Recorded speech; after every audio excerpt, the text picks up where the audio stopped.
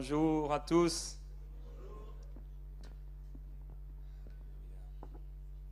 Et bonjour à ceux que j'ai pas vus cette semaine. Donc, comme je l'ai partagé, c'est vraiment une bénédiction pour moi d'être ici et de pouvoir vous partager la parole de Dieu, d'être au milieu de mes amis aussi et de la famille qui a dit que j'apprécie vraiment particulièrement. Merci pour votre vie à tous, parents, enfants. Chacun d'entre vous est vraiment une bénédiction. Et je vous encourager, j'espère que vous l'avez déjà fait, à honorer vos pasteurs de manière concrète, comme la parole de Dieu nous demande de le faire. Et je vais vous encourager simplement déjà, en commençant, à demander au Seigneur comment vous pourriez les honorer. Quand nous honorons les serviteurs de Dieu, nous sommes nous-mêmes honorés par le Seigneur. Et ce que nous semons dans le royaume de Dieu, cela nous revient jusqu'au centuple. Et il n'y a rien que nous semons dans le royaume de Dieu qui n'aura pas de récompense. Alors soyez sages, intelligents, généreux envers vos pasteurs, puisque la parole de Dieu nous encourage à ne pas être durs envers eux, parce que ça ne vous serait d'aucun avantage. Mais si au contraire vous êtes bons avec eux, eh bien sûr, vous en aurez un avantage. Gloire à Dieu. Amen. Alors, ça fait plusieurs fois, comme vous le savez, que je viens au milieu de vous. J'ai partagé sur différents sujets. J'ai partagé 2 messages sur la prière. J'ai partagé 2 messages hier sur la foi. J'avais partagé aussi 2 messages sur la soif de Dieu. 2 messages sur comment annoncer l'évangile autour de nous. J'ai partagé un jour, un samedi matin, un message sur la direction divine, sur l'argent aussi et le chrétien. C'était un dimanche après-midi. Sur la rébellion, j'ai partagé un message ici même. J'ai partagé 2 messages sur le leadership et sur notre appel, notre destinée en tant qu'enfant de Dieu. Et j'ai partagé un message sur l'alliance avec Dieu. Alors, mon pasteur a l'habitude de dire qu'il prêche tout le conseil de Dieu. Et en tant qu'enfant de Dieu, il faut être assez complet dans ce que nous prêchons, parce que la parole de Dieu est pleine de choses. Je voudrais savoir, est-ce qu'il y a des couples parmi nous, même si vous êtes là tout seul et que... Non, est-ce que vous pouvez lever bien haut? N'ayez pas honte d'être en couple. Bien haut, bien haut. D'accord. Il y a des couples. Je ne me suis pas trompé. Ce matin, je vais vous partager sur les couples. Alors, avec Annabelle, on a eu l'occasion de faire plusieurs séminaires sur les couples. Ça fait 15 ans qu'on est mariés aujourd'hui. Et on a eu l'occasion, par un appel de la part de Dieu, assez clair dans nos cœurs, d'encourager les couples. Malheureusement, des fois, dans les conférences de couple, il n'y a pas les gens qui devraient être là. Donc ce matin, je vous ai piégé. Vous êtes là. Et ce message va bien sûr s'adresser aux couples, effectivement il y a un souffle, mais aussi aux célibataires qui veulent se marier, parce que ce n'est pas tous les célibataires qui veulent se marier. Et il y en a qui ne sont pas appelés à se marier. Des fois, il y en a qui ont des appels particuliers. Et ce message va à la fois encourager, enseigner, instruire les célibataires, les avertir également. Il va aussi instruire et encourager les couples et peut-être corriger, redresser certaines choses. Et il va aussi permettre à ceux qui ne sont plus mariés, par exemple, je ne sais pas, des veuves, des veufs ou des personnes qui sont plus âgées et qui ont peut-être perdu leur mari ou leur épouse, de pouvoir entendre à nouveau peut-être des conseils qu'ils connaissent déjà, mais qui vont peut-être les éclairer et pouvoir prier pour les personnes qui sont mariées ou pour les célibataires, puisque la parole de Dieu nous encourage en tant que personnes âgées à être comme des pères et comme des mères pour les plus jeunes. Et les femmes plus âgées dans cette église locale devraient être comme des mères pour les moins âgées et être une bénédiction pour elles. Alors, j'ai prêché sur plusieurs sujets, comme je l'ai dit, et aujourd'hui, le Saint-Esprit, hier matin, m'a vraiment mis à cœur de partager sur, ou avant-hier, je ne sais plus, sur le sujet des couples, et j'en ai parlé au pasteur. Et je voudrais simplement, tous les couples qui sont là, si votre épouse est à côté de vous, ce qui serait bien, c'est que vous puissiez vous prendre par la main, simplement maintenant, et que vous puissiez lui dire simplement, je vais écouter ce que le pasteur va me dire. Dites-lui, je vais écouter ce que le prédicateur va me dire. Je vais écouter surtout ce que Dieu va me dire. Amen. Et si vous êtes encore célibataire, prenez-le par la foi, par la main. Alors, il y a bien des thèmes dans l'Église dont on ne parle pas souvent, Et c'est pas parce qu'il n'y a pas de besoin, c'est parce qu'il y a certains thèmes qui sont peut-être tabous, ou d'autres qui sont plutôt rencontrés dans des visites pastorales ou dans des rendez-vous avec les pasteurs, parce que ça concerne des choses intimes et du couple. Mais je crois qu'il est important aussi de parler de manière générale à l'Église dans son ensemble de certaines réalités, parce qu'on pourrait croire que finalement, un chrétien n'a pas besoin d'argent, un chrétien n'a pas d'intimité, et en fait, on a besoin d'entendre certaines choses pour que nous puissions comprendre la pensée de Dieu concernant ces choses-là. Et quand on lit dans la parole de Dieu, on pourrait imaginer, en passant rapidement les chapitres ou les livres, que Dieu n'est pas très intéressé par l'argent, par le couple, par l'éducation des enfants, par les relations intimes, etc. Et si on regardait rapidement la Bible et qu'on lisait la Bible en la survolant, on pourrait s'imaginer que Dieu n'a rien à dire concernant ces choses-là. Et en fait, c'est vrai que Jésus et les apôtres étaient focalisés sur l'avancement du royaume de Dieu. C'est pourquoi ils ont beaucoup enseigné sur l'avancement du royaume de Dieu, sur la vie avec le Seigneur, sur la vie dans l'esprit, etc. Mais ils ont quand même parlé de ces choses et on va voir plusieurs de ces choses dont ils ont parlé ensemble ce matin. Hier, c'est vrai, on a passé un bon temps vraiment dans la présence de Dieu. Moi-même, ça m'a béni. Vous savez, les prédicateurs sont 2 fois plus bénis que vous parce que ce sont eux qui parlent la parole de Dieu. Alors, elle revient à nos oreilles, mais en même temps, c'est nous qui la déclarons. Et c'est vrai, une véritable bénédiction. Il y avait la présence du Saint-Esprit. Et je crois que ceux qui n'étaient pas remplis du Saint-Esprit et qui ont entendu ces paroles hier, le Saint-Esprit va venir sur vous et vous remplir. Je crois qu'il y a une provision de Dieu pour votre vie chrétienne, pour votre église locale. Et d'ailleurs, même si vous n'étiez pas là, vous savez, dans la Bible, dans l'Ancien Testament, il y a Moïse qui a amené les 70 anciens pour déposer de son esprit sur eux. Il y en a 2 qui n'étaient pas là, ils étaient dans le camp, mais ils ont quand même été remplis du Saint-Esprit. Alors je veux déclarer que comme Eldad et Médad, je crois, vous puissiez être remplis du Saint-Esprit, même si vous n'étiez pas là. Parce que lorsque Dieu amène quelque chose, une parole, une prédication dans une maison spirituelle, elle résonne partout, dans toute la dimension de l'Église. Et je prie que ça puisse résonner et vous toucher au nom de Jésus-Christ. Alors, j'ai vu des destinées qui paraissaient être détruites à cause de problèmes de couple. J'ai vu des hommes ou des femmes qui ne se sont jamais vraiment relevés d'une séparation, d'un adultère ou peut-être même d'une trahison.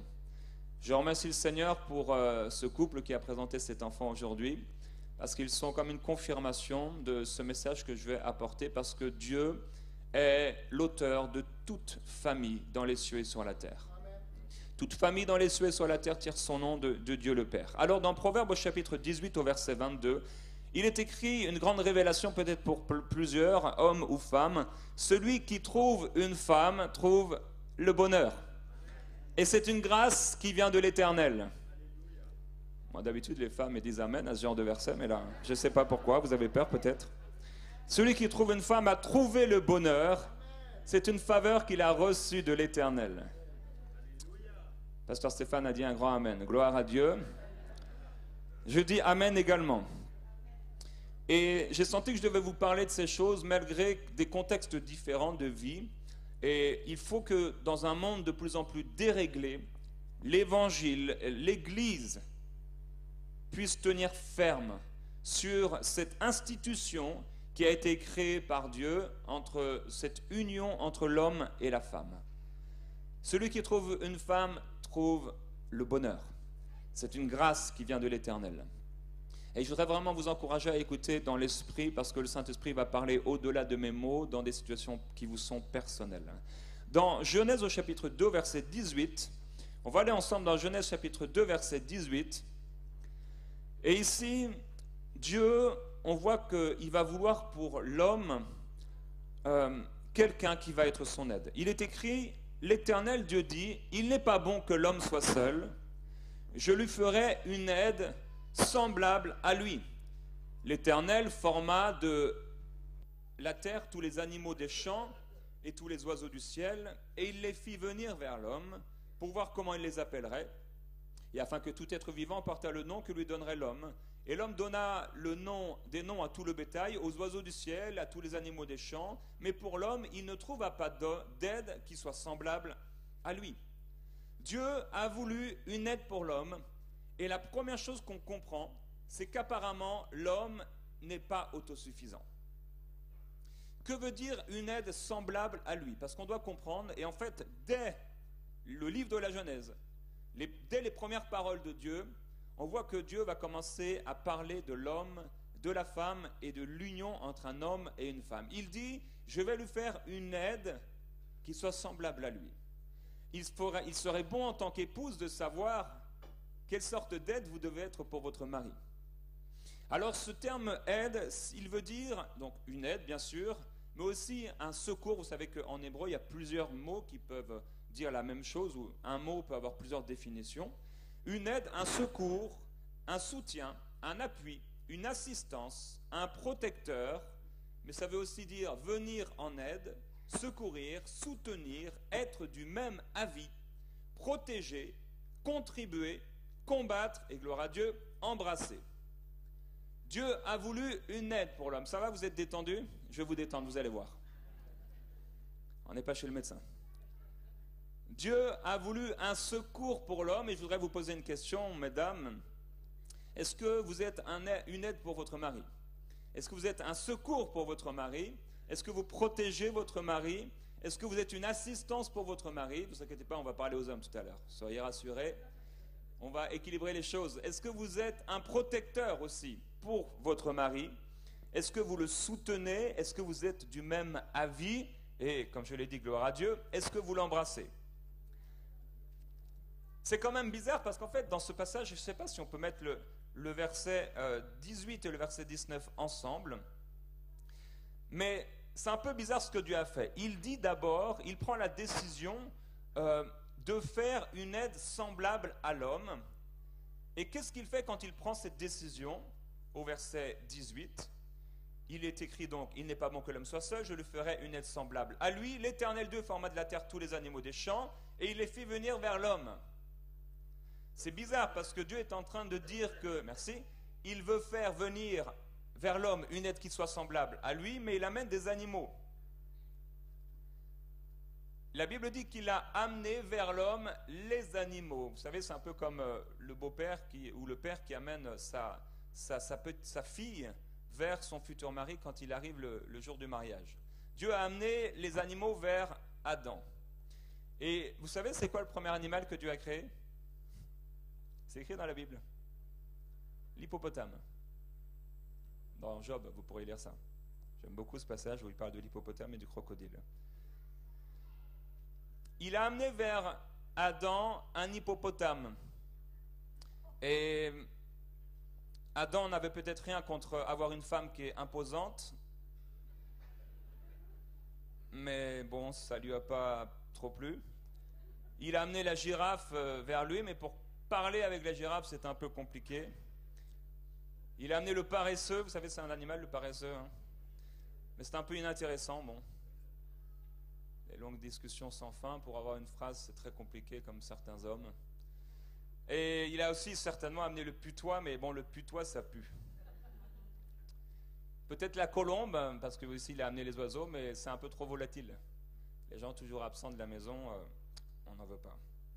Adam s'est peut-être tourné vers Dieu, il a dit, bon, Dieu c'est vraiment sympa, merci, mais même la guenon, elle n'est pas canon. Et Seigneur, elle est un peu trop poilue. Là, je suis en train de vous enseigner. Je ne sais pas si vous lisez, si vous entendez derrière mes mots.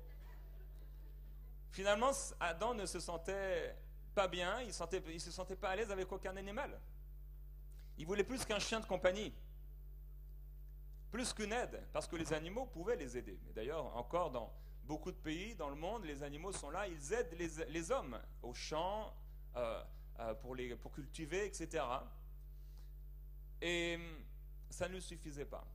Un corbeau, un jour, est venu apporter à manger au prophète Élie. Gloire à Dieu pour les corbeaux, mais on veut plus qu'une aide.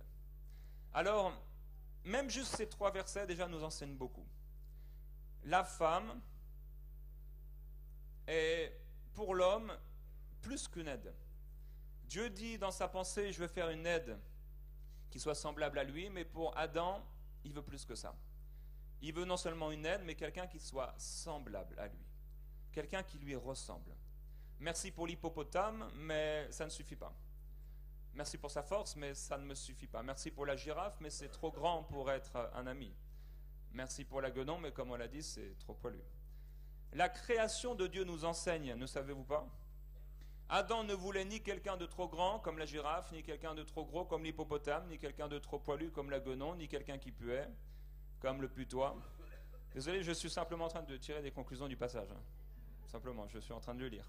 Rien de plus. Au verset 21, il est écrit « Alors l'Éternel fit tomber un profond sommeil sur l'homme qui s'endormit. Il prit une de ses côtes et referma la chair à sa place. » Vous savez, quand la Bible dit que Dieu en donne autant à ses bien-aimés pendant leur sommeil, c'est vrai.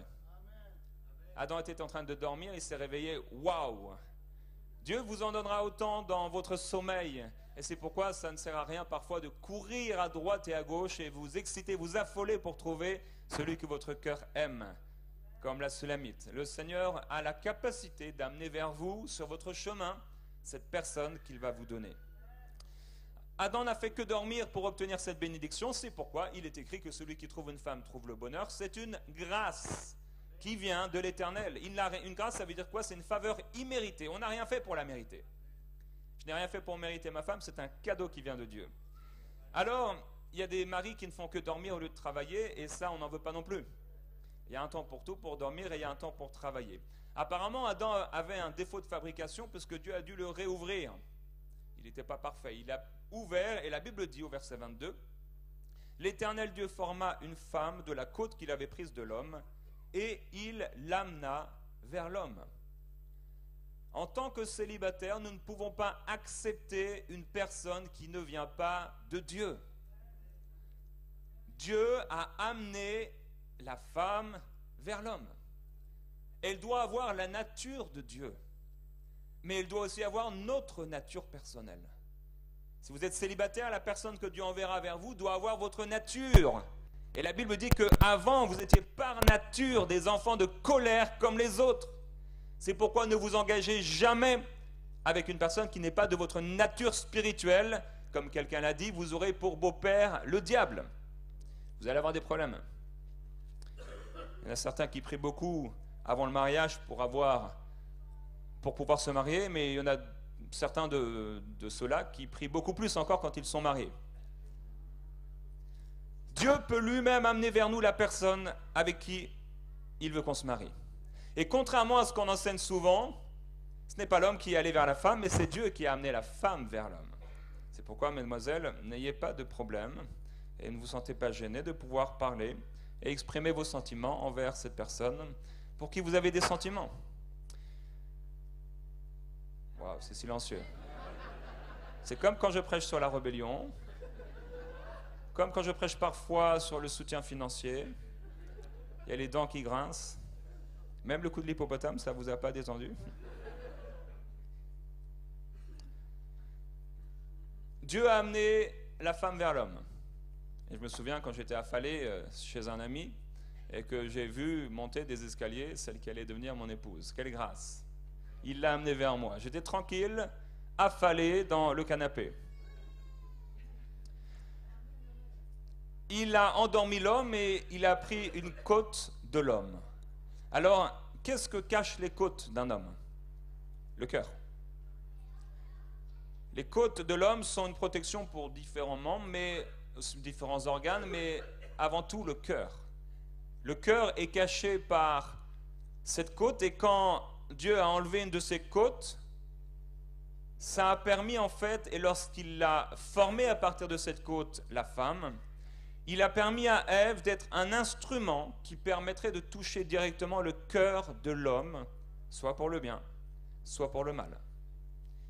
Et j'aimerais vous dire que oui, effectivement, il n'y a pas que les épouses ou les époux ou ceux qui ont été abandonnés en tant que femmes qui souffrent, mais aussi les hommes. Et il a donné la capacité à la femme de pouvoir toucher le cœur de l'époux. Et nous savons que ce sont les gens les plus proches qui nous font parfois le plus souffrir. J'ai fait 2 rêves. Un jour, j'étais en Côte d'Ivoire, à Abidjan, c'était il y a peut-être 2 ans. Et c'était un samedi soir, et le lendemain matin, je prêchais dans une église locale. Et dans ce rêve, j'ai rêvé que Annabelle me quittait. C'était tellement horrible, la sensation non seulement d'être abandonnée, mais de ne pas comprendre que l'amour qu'elle aurait dû avoir pour moi, elle le portait pour un autre homme. Je me suis réveillé et j'étais, mais mon cœur, c'est comme s'il allait exploser ou imploser. C'était tellement particulier, et Dieu m'a dit à mon réveil, bien sûr ce n'était pas pour mon couple, c'était un message pour l'église locale dans laquelle j'allais aller, puisque d'ailleurs l'un des responsables de cette église avait vécu ça. Et c'était pour eux aussi une image, puisque même si vous êtes un célibataire par exemple, et vous dites moi j'ai le don du célibat, au-delà de ces mots et au-delà du sujet du couple, la Bible dit que nous sommes l'épouse du Seigneur. Et il y a plein de parallèles qu'on peut faire entre Dieu et l'Église, entre Dieu et notre vie personnelle. Alors je les ai encouragés et cette semaine j'ai fait un autre rêve, un peu identique par rapport à une situation avec Annabelle. Et quand je me suis réveillé, c'était en Alsace, je ne sais pas si c'est la choucroute, mais j'en avais pas mangé. Donc, même si le pasteur Peter Schmidt m'a dit de me faire une perfusion de choucroute, j'en ai pas faite. Et quand je me suis réveillé, c'est comme si pareil, mon cœur allait imploser. C'était tellement particulier. Et on a un appel, nous, avec Annabelle, pour prêcher au couple. Et je ne suis pas étonné que samedi matin ou vendredi soir, le Seigneur m'ait partagé, m'ait appelé, m'ait encouragé à vous parler sur le couple. Parce qu'il y a des situations, et peut-être on peut se dire tout va bien, mais on ne sait pas ce qui se cache dans les maisons. Et je sais que plusieurs parmi vous, mais aussi des hommes, vous avez souffert et vous souffrez d'avoir été trahis. Et vous savez, la première personne à avoir été trahi, c'est Dieu. Il a été trahi par Lucifer, trahi par Adam et Ève, trahi par les Israélites, trahi par Judas, trahi par certains disciples et trahi peut-être par nous-mêmes en premier. Dieu a été trahi, Dieu a été abandonné, Dieu a été accusé depuis la nuit des temps et il sait ce que ça fait. Et dans tout l'Ancien Testament, Dieu constamment donne des parallèles entre l'époux et l'épouse, se faisant passer, et il est comme un époux. Constamment, il amène les gens, vous avez été adultères, etc. Et pourquoi ? Parce que son cœur est un cœur d'époux. Avant d'être un cœur d'un Dieu, c'est un cœur d'époux. Dieu a ce cœur d'époux, ce cœur tellement sensible. Et il dit, je suis un Dieu jaloux. Il est un Dieu jaloux et il fait très attention à l'esprit qu'il a fait habiter à l'intérieur de nous. C'est pourquoi on ne doit lui appartenir que à lui. Aucune idole. Rien ne doit prendre la place du Seigneur. Il doit être le premier en toutes choses. Et même si nous sommes mariés, même si nous sommes, je ne sais pas, directeurs d'entreprise, très occupés dans la vie, il doit toujours être le premier. Si celui qui bâtit la maison sans Dieu, celui qui bâtit en vain. C'est Dieu qui doit bâtir la maison. C'est Dieu qui doit bâtir ma maison. Au verset 23, l'homme dit, voici cette fois. Oh, il a vu la femme, il s'est réveillé. Voici cette fois celle qui sera l'os de... Il dit, voici cette fois. Pourquoi ? Parce que l'hippopotame, non merci. La guenon, non merci. Le putois, non merci. La girafe, non merci. Oh, voici cette fois. Là, Seigneur, t'as réussi. Je le vois là. T'as vraiment réussi. Celle qui sera l'os de mes os et la chair de ma chair. Oh, je crois que Dieu va réveiller une nouvelle passion pour les couples. J'en suis convaincu aujourd'hui pour plusieurs. On l'appellera femme parce qu'elle a été prise de l'homme. C'est pourquoi l'homme quittera son père et sa mère et s'attachera à sa femme et ils deviendront une seule chair. 4 fois cette parole est répétée dans les Écritures. Dans l'Ancien Testament 1 fois, dans les Évangiles 2 fois, puis dans les Épîtres une nouvelle fois. C'est une institution divine. C'est une institution sacrée. Et le monde pourra essayer de détruire le mariage, et on sait que c'est l'esprit qui est dans le monde. Ils pourront essayer, tous ces esprits, de détruire le mariage et d'amener les hommes à s'enflammer les uns pour les autres, comme il est écrit dans le livre de Romains, qui explique avec précision ce que nous vivons aujourd'hui dans notre génération, mais qui était aussi vécu à l'époque de Sodome et Gomorrhe. Il faut comprendre les Écritures, et le diable n'arrivera pas à détruire l'institution que Dieu a créée, comme il n'arrivera jamais à détruire l'Église. L'Église, même s'il lui blesse le talon, l'Église lui écrasera la tête. Et elle l'a fait déjà à travers la mort et la crucifixion de Jésus-Christ. Et sa résurrection, où il a dépouillé toute autorité, toute puissance, et les a mis sous les pieds de l'Église. Alors, la première chose qu'a entendue la femme, la première chose qu'a entendue la première femme qui a existé sur cette terre, c'est une exclamation joyeuse à son sujet et une parole de reconnaissance et d'honneur. Les maris bougons et jamais contents, on n'en veut pas, ou en tout cas ils doivent changer, on n'en veut pas plus que les putois. On en a au Québec, on en a beaucoup. Là-bas on n'appelle pas ça les putois, je ne sais plus comment on appelle ça. En tout cas peu importe, ils ont la même odeur. Ils n'ont pas le même nom mais la même odeur. Et quand il y en a des fois qui sont écrasés sur la route, il suffit que vous touchiez un peu avec votre pneu, même son sang ou ce qui est sorti de lui, votre voiture va se sentir pendant plusieurs jours. Tellement c'est fort. C'est peut-être pas les mêmes qu'ici, ils sont encore plus puissants. Gloire à Dieu pour le parfum et pour les douches et le savon. Il faut les utiliser. On a besoin de maris qui savent s'exclamer de joie pour leur épouse. On a besoin de maris qui savent reconnaître et être pleins de reconnaissance envers Dieu, mais aussi envers leur épouse, et non pas des maris qui dégagent une mauvaise odeur avec leur bouche et leurs paroles, à force d'être jamais contents, à force de se plaindre, etc. Je parle des paroles, mais comme je l'ai dit, lavez-vous les dents même après 30 ans de mariage. Vous savez, il y a des choses qu'on ne se permet pas le jour ou la nuit de noces, et qu'on se permet plus tard, et c'est pas normal. Sinon, ça veut dire qu'on a trompé l'autre. Vous savez, c'est comme certains produits, vous lisez ce produit, waouh, super, il va me blanchir les dents. Vous mettez le produit et vous êtes exactement le même après. Ça a juste un peu abîmé vos dents. C'est un produit, on vous a trompé en fait. Il y a des gens qui se sont fait tromper. On connaît l'histoire avec Jacob. Il se réveille, c'était pas la bonne. Il a été trompé. Des fois c'est la bonne, mais c'est pas la bonne, parce qu'elle n'est pas exactement ce qu'il m'avait dit qu'elle serait. Des fois c'est le bon, mais c'est pas le bon parce que finalement il n'a plus la même attitude qu'il avait hier quand il était marié, quand il était dans son beau costume et sa belle cravate. Alors Dieu, moi je ne mets pas que des costumes le jour de mon mariage, mais j'en mets aussi le dimanche et certains autres jours, parce que j'aime beaucoup ça, même si la cravate ça sert un peu. Ouais, vous pouvez être beau, même après 30 ans de mariage. Voici cette fois celle qui est l'os de mes os et la chair de ma chair. Vous savez que les chrétiens, les maris chrétiens devraient être les plus grands des poètes. Les poètes qui ont existé sur cette terre, ça aurait dû être des chrétiens. Vraiment, sérieusement. La poésie, c'est pas satanique. La poésie, ça vient de Dieu. Lisez la Bible, vous verrez. Livre poétique. Lisez les psaumes. Soyez des poètes. Soyez des poètes. Je me souviens qu'un jour j'ai écrit une lettre à mon épouse. On avait peut-être 4 ans de mariage. C'était une lettre poétique. C'était beau. Oh, c'était tellement beau. Je ne sais pas si elle a gardé, mais moi je m'en souviens en tout cas. On devrait être les meilleurs, les maîtres de la poésie. Et on devrait pouvoir montrer notre reconnaissance à nos épouses. Pour conserver cet esprit d'unité, parce qu'il dit « os de mes os et chair de ma chair ». Et le but de la reconnaissance, le but de l'honneur, et pourquoi on s'exclame de joie, c'est parce qu'en fait, toutes ces choses vont contribuer à un esprit d'unité. Elles contribuent à un esprit d'unité, à un esprit de paix. Il ne faut pas te plaindre si ton épouse ne veut pas ceci, ne veut pas cela, mais que toi, tu n'as pas fait ce qu'il faut pour. Comment tu veux manger si tu ne veux pas travailler? C'est ce que dit l'apôtre Paul. Si tu ne veux pas travailler, tu ne mangeras pas. Tu ne veux pas t'occuper de ton épouse, l'honorer, être plein de reconnaissance et s'occuper d'elle comme il le faut, eh bien tu ne mangeras pas.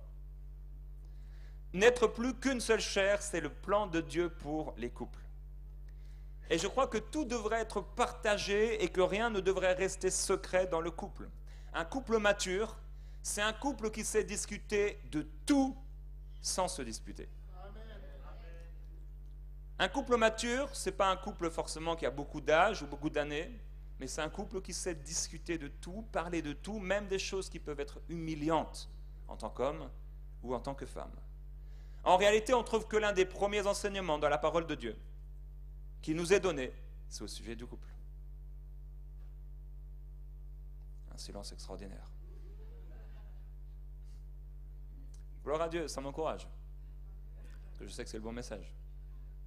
Bon, je n'avais pas besoin de votre silence pour ça, mais... L'homme quittera son père et sa mère.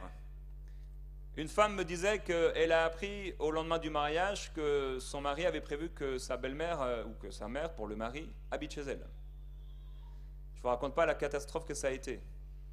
Sa belle-mère a donc vécu chez eux et a, excusez-moi l'expression, j'essaie d'en trouver une autre, mais elle a bousillé leur mariage. Merci pour les belles-mères et les hippopotames, mais que la belle-mère reste chez elle et les hippopotames aussi.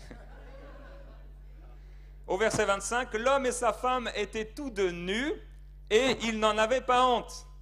Oh là, on arrive à un riche enseignement. Je vous ai dit que le fait d'être une seule chair devait nous amener à tout partager. La première chose qu'ont fait Adam et Ève, c'est de se balader tout nus. Désolé, je lis juste ce qui s'est passé.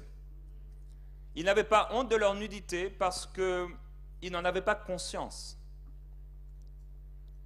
Ils n'avaient pas conscience de leur nudité. Vous savez, une femme peut avoir honte dans le mariage de sa nudité parce qu'elle en a pris conscience par l'abus. Parce qu'elle en a pris conscience par des personnes qui lui ont dit qu'elle était moche. Par exemple, sa mère lui a constamment dit dans son enfance « Mais toi, de toute façon, t'es grosse. Mais toi, t'es moche. Peut-être tu devrais perdre ceci, perdre cela. » Et ça a créé chez l'enfant, peut-être la maman ou le papa voulait bien faire. Souvent, c'était simplement le reflet de frustration personnelle qu'il mettait sur l'autre, sur ses propres enfants. Mais ça crée quelque chose chez l'enfant. Des paroles. Faites attention à vos paroles en tant que parents, s'il vous plaît.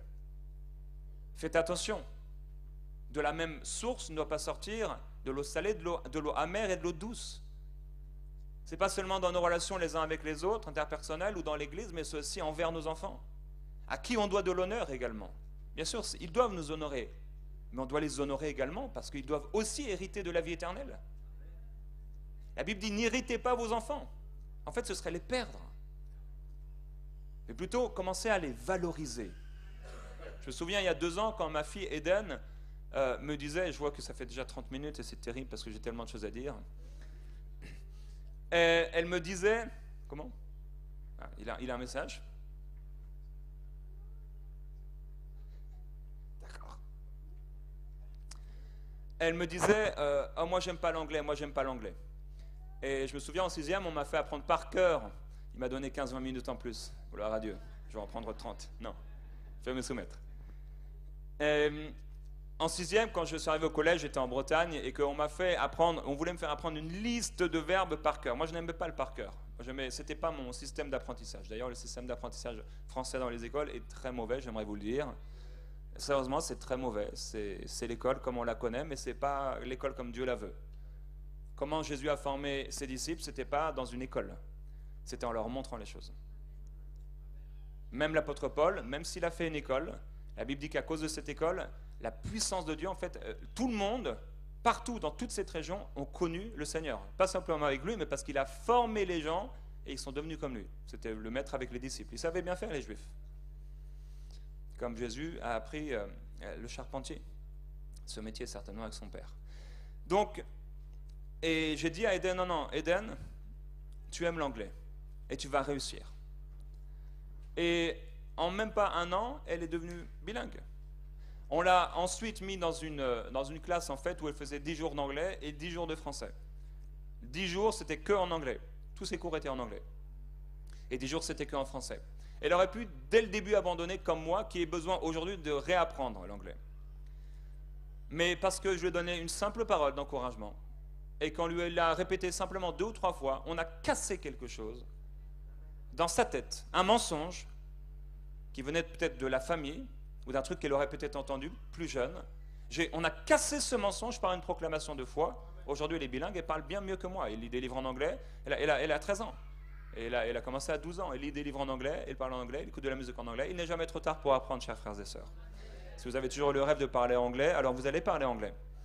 Donc, parenthèse fermée, une femme peut avoir honte de sa nudité devant son mari parce qu'on lui a donné conscience de cette nudité, parce qu'on lui a fait croire que sa nudité était une honte, ou que sa nudité était synonyme d'abus, de perversion, de tyrannie, de violence ou de contrainte.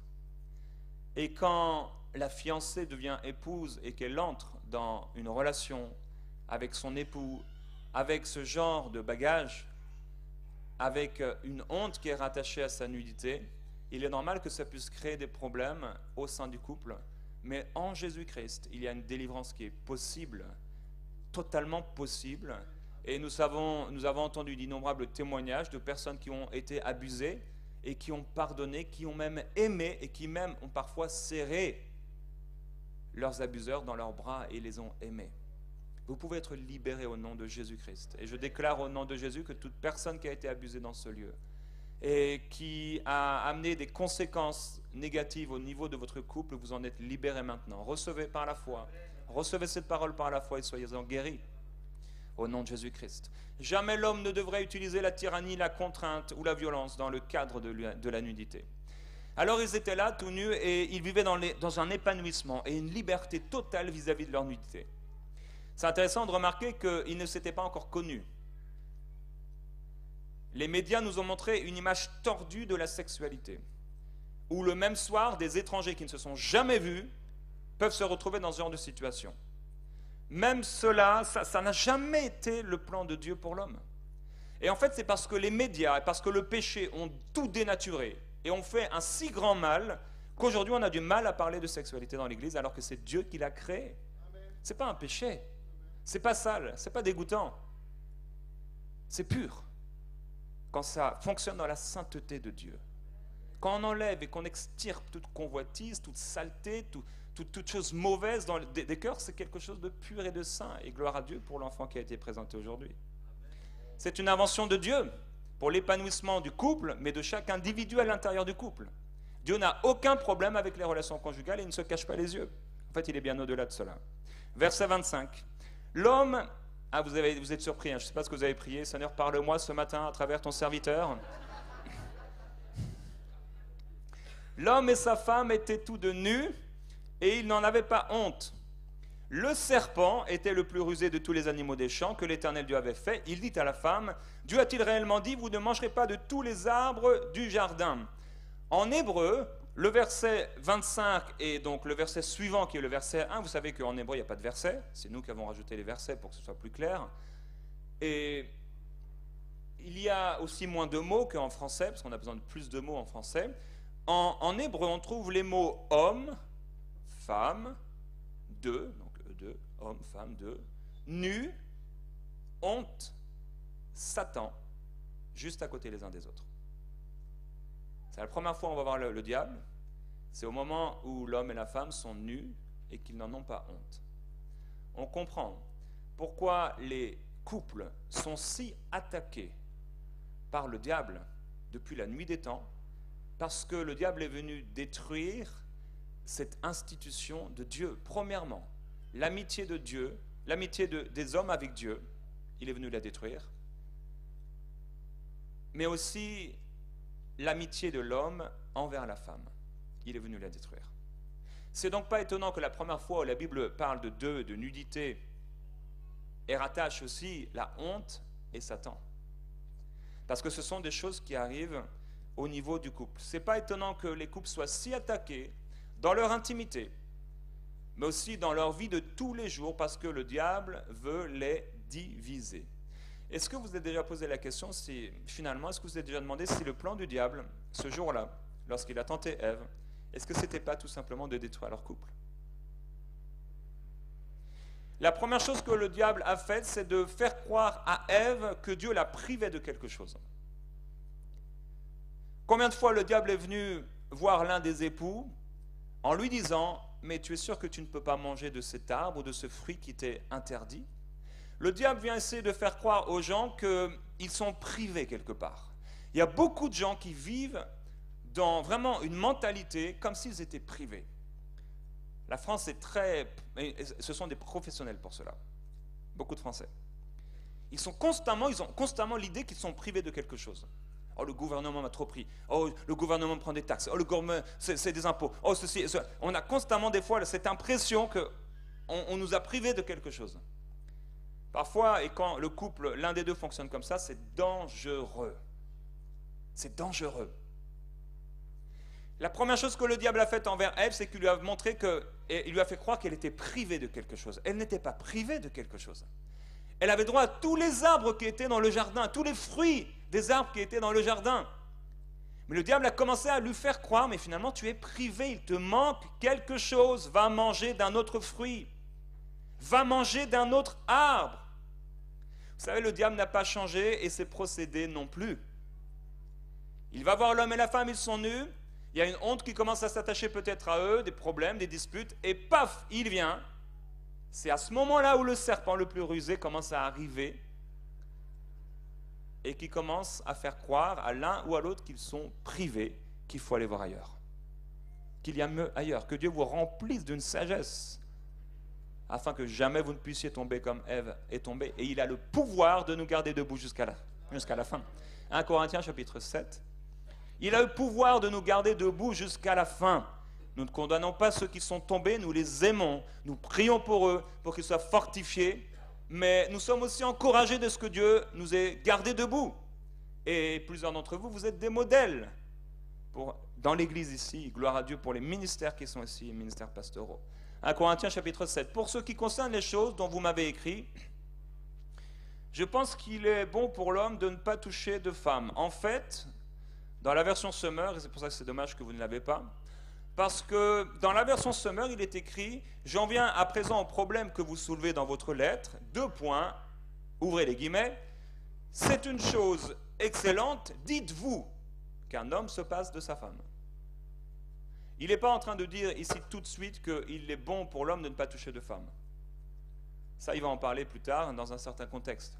Mais en fait, il est en train de répondre à une question qui a été posée, où les gens ont posé la question, ils ont dit c'est une chose excellente qu'un homme se passe de femme. Version sommaire, vous pourrez la lire et étudier en grec. Donc les Corinthiens, en fait, ils ont vu l'apôtre Paul. Ils ont vu l'apôtre Paul avait un don de célibat, par la puissance de Dieu, un don très particulier, et ils voyaient l'apôtre Paul, etc. Et bien sûr, une pensée a commencé à naître parmi eux, puisque c'était un modèle pour eux. Il dit, soyez mes imitateurs comme je le suis de Christ. Il y a une question qui a commencé à se poser parmi eux, mais est-ce que finalement on doit tous devenir célibataires? Vous savez, les chrétiens, quand ils sont jeunes, on a 18, 19 ans et on commence à se convertir, et tout à coup, oh moi je veux être juste à 100% pour Dieu.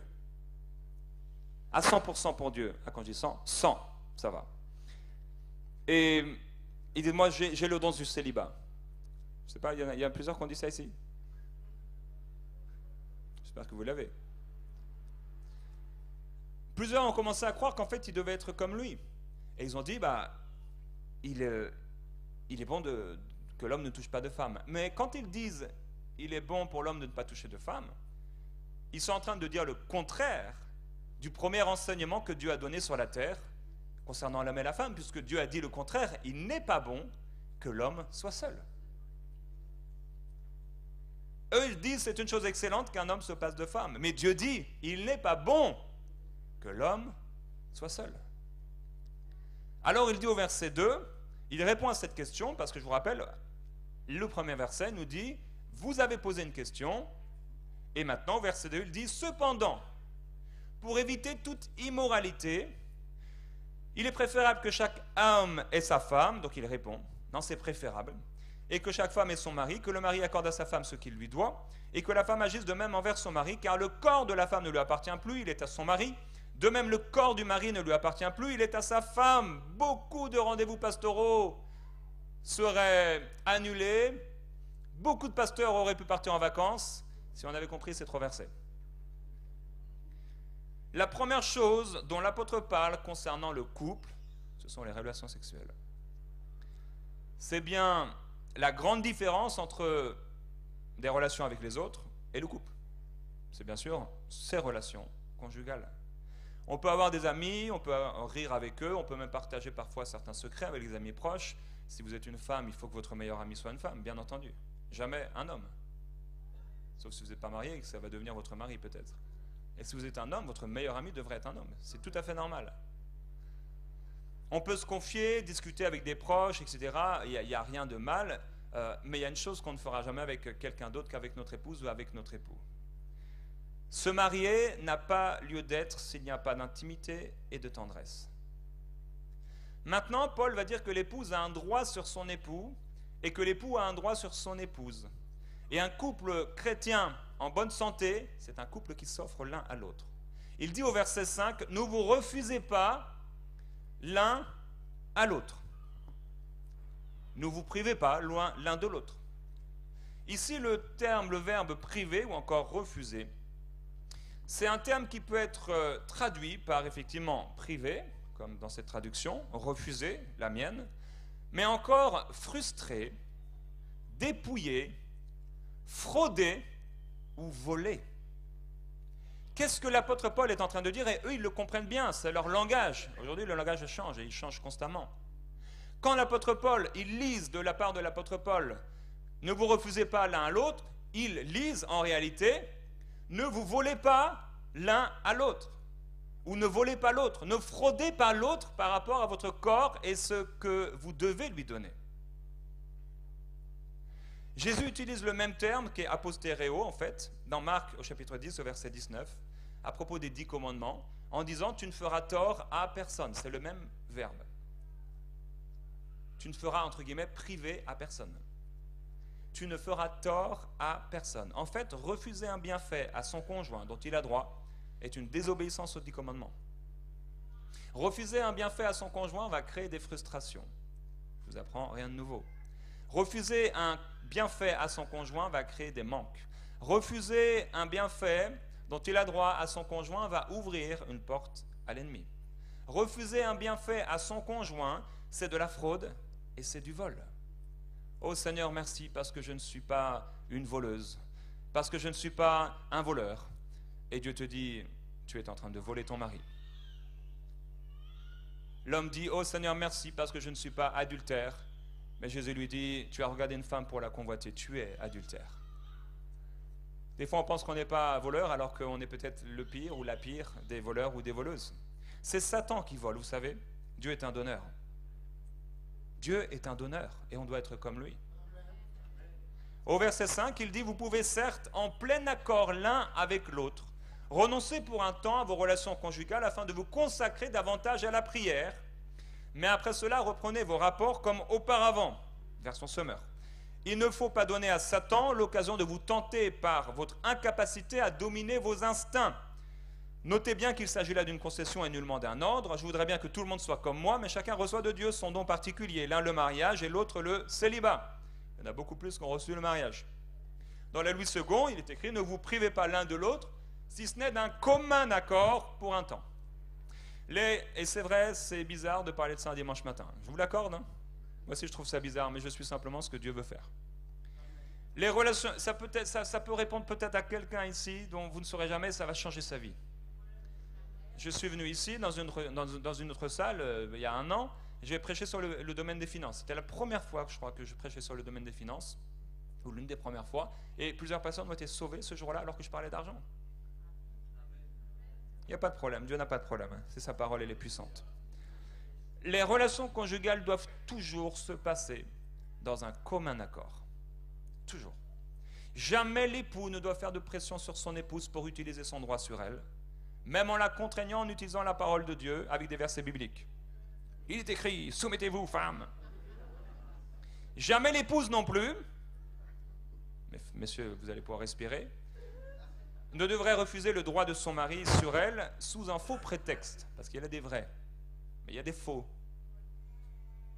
J'ai mal à la tête tout à coup. Dieu dit que c'est le droit de son mari, et Dieu dit que c'est le droit de son épouse. Vous n'êtes pas marié seulement pour que vous ayez un peu d'argent, ou je sais pas, un chien, ou des enfants. Souvent pour le mari, la difficulté en fait d'obéir à un tel commandement, ça va être de réussir à se maîtriser avec amour quand sa femme se refuse à lui. Et la difficulté, parfois, c'est pas toujours, c'est des généralités, pour l'épouse, ça va être de pouvoir s'offrir quand elle n'en a pas envie. Je devrais remporter une victoire en tant qu'homme sur ma chair en refusant mes droits, comme Christ a refusé les siens sur la croix, comme l'apôtre Paul a refusé certains de ses droits. Il y a des temps où je vais refuser, par amour, des droits qui sont les miens, simplement parce que j'aime mon épouse. Si ce n'est d'un commun accord pour un temps. Paul, il dit que nous devons nous abstenir de toute relation intime dans le couple dans des temps particuliers. Ça peut être un temps de jeûne de 3 jours, ça peut être un temps de jeûne de 7 jours, ça peut être un temps de jeûne de 40 jours, si vous jeûnez 40 jours et que vous ne mangez pas du tout, par exemple. Eh bien, c'est clair que c'est un temps de jeûne particulier, il faudra le comprendre, il faudra le préparer dans la prière. Mais il y a certaines personnes qui disent, bon, bah, vous savez, je reviens bientôt, je suis bientôt disponible. Jésus a dit, je reviens bientôt, et ça fait 2000 ans. C'est long. On ne peut pas dire à son mari ou à son épouse, je reviens bientôt, et revenir des mois après. Il dit pour un temps et d'un commun accord. Et il dit afin de vaquer à la prière. C'est pas parce qu'on est fatigué ou qu'on se pose des questions sur son couple ou qu'il y a un collègue de travail qui commence à nous dire ce que notre mari nous a jamais dit. Il a vu notre coupe de cheveux et lui il l'a jamais vu. Il dort avec moi, il a jamais vu ma coupe de cheveux. Il n'a pas vu me se faire une couleur. Mais t'as un problème si t'as pas vu. Vraiment? Ouvre les yeux. On va en parler tout à l'heure. Afin de vaquer à la prière. Alors on va voir 4 raisons rapidement pour lesquelles on devrait ou nous pouvons nous abstenir. Et vous savez, je ne suis pas en train de prêcher ni sur des blessures, ni sur des frustrations. Un jour, j'ai entendu un pasteur dans la petite ville où j'habitais, on ne le connaissait pas trop, il nous avait invités dans une rencontre de couple, on était à table, ils avaient essayé de faire un truc romantique, bon, c'était pas très joli malheureusement, ils n'avaient pas de goût, donc bon, c'était plutôt drôle pour nous que romantique. Et on était là autour de la table et à un moment le pasteur il donne un petit enseignement de 10-15 minutes et il commence à dire il n'est pas étonnant que les maris aillent voir ailleurs quand leur épouse se prive, les prive. Et ça en fait ça venait de frustration. Il était frustré. Il ne faut jamais prêcher sur des frustrations. Sérieusement. Si par exemple vous prêchez sur l'annonce de l'évangile et que vous êtes frustré parce que vous ne le faites pas vous-même et que vous mettez une condamnation sur les autres parce qu'ils ne le font pas, vous êtes en train de prêcher sur des frustrations. Et vous savez qu'il n'y a pas que les prédicateurs qui prêchent. Hein. Vous êtes tous en train de prêcher constamment. Tous les jours. Par vos actions, par vos paroles. À la maison, vous êtes les meilleurs des prédicateurs. Sur vos enfants, vos épouses, etc. Avec vos collègues de travail. Oh, tu sais, Jésus dit que... Ah, tu ne devrais pas faire ci. Oh, vous êtes des bons prédicateurs. Hein. Gloire à Dieu. La seule raison que l'apôtre Paul nous donne pour s'abstenir de relations, c'est afin de vaquer à la prière. Mais il y a d'autres raisons, on va les voir rapidement. Dans Lévitique au chapitre 18, verset 19, il est écrit « Tu ne t'approcheras pas d'une femme pendant qu'elle est impure à cause de ses règles pour dévoiler sa nudité. » Oui, la Bible parle de tout. Gloire à Dieu. Gloire à Dieu. On serait perdu sans elle, on ne saurait pas comment faire. Donc pendant les menstruations de la femme, c'est la deuxième raison pour laquelle il ne devrait pas avoir de relations intimes. Il y a des choses qu'un couple ne peut et ne doit pas faire pendant ce temps. Temps de jeûne ou temps de menstruation. Ce qui ne veut pas dire qu'il n'y a plus d'intimité du tout. Il y a donc 2 raisons pour lesquelles en fait des couples sont en train de jeûner. Raison spirituelle et raison physique. Et dans les raisons physiques, il y en a une deuxième. Lévitique chapitre 12, verset 2. Lorsqu'une femme deviendra enceinte et qu'elle enfantera un mâle, elle sera impure pendant 7 jours. Elle sera impure comme au temps de son indisposition menstruelle. Le 8e jour, l'enfant sera circoncis. Elle restera encore 33 jours à se purifier de son sang. Alors on peut se dire, oui, c'est la loi, mais Dieu est un Dieu intelligent. Vous savez qu'il y a certains animaux qu'il disait de ne pas manger dans l'Ancien Testament, et il y a parfois certaines raisons. Le cochon, par exemple.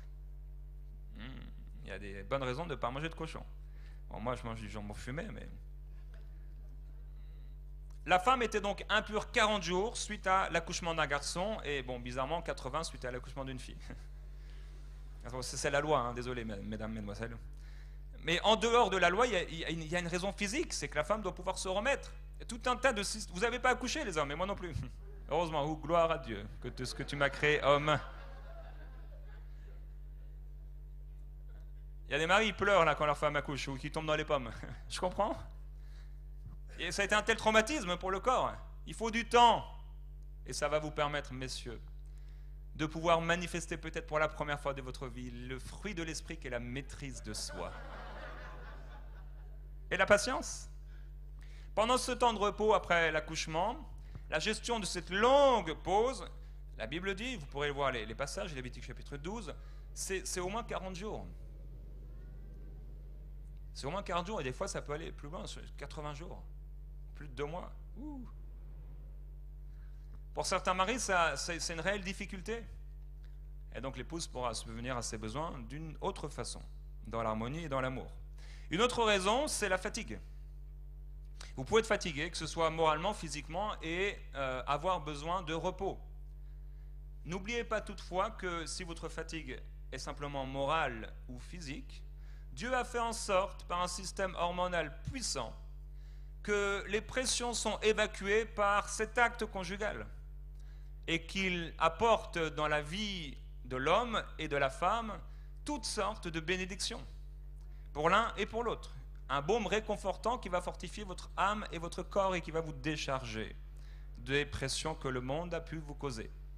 Rappelez-vous toujours une chose, c'est qu'on ne fait jamais de pression sur l'autre, que ce soit pour refuser, se refuser à l'autre, mais que ce soit aussi pour faire subir à l'autre.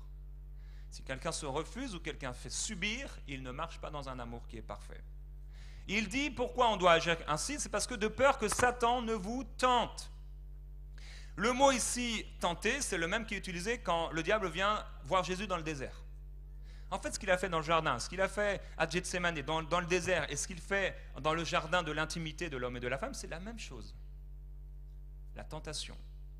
C'est le même terme. Quand est-ce que Satan est venu voir Jésus dans le désert? À quel moment? Quand il a eu faim. Pas au bout des 40 jours.